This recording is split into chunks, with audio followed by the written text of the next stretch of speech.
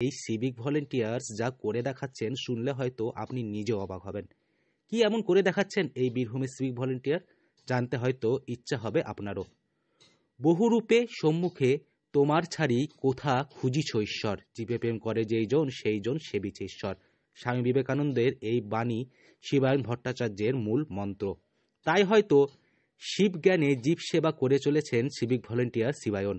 মাসিক বেতনের মধ্যে প্রায় অর্ধেকেরও বেশি বিলিয়ে দেন তিনি গরিব দুস্থ অসহায় মানুষদের জন্য।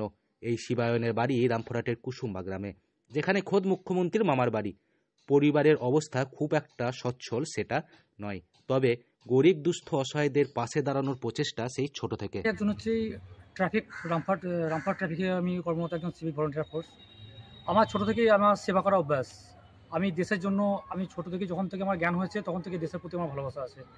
আমি ছোট থেকেই গরিব পরিবেশ থেকে উঠে এসেছি। তো আমি যখনই ডিউটি করি, যখনই ডিউটি থেকে বাড়ি ফিরি বা ডিউটি কমপ্লিট করি, আশেপাশে দেখেছি শীত থেকে শুরু করে বিভিন্ন সিজনে অনেক অসহায় মানুষ আছেন যারা হয়তো এক মুঠো খেতে পাচ্ছেন না বা পোশাকের জন্য অনেকে হয়তো অসহায় অবস্থায় কাটাচ্ছেন।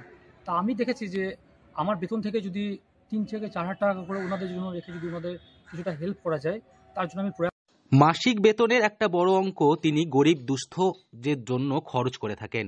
পথ শিশু থেকে শুরু করে রেল স্টেশন অথবা বাস স্ট্যান্ডে যে সমস্ত মানুষেরা অনাহারে দিন কাটান, তাদের একমাত্র আশার আলো এই শিবায়ন।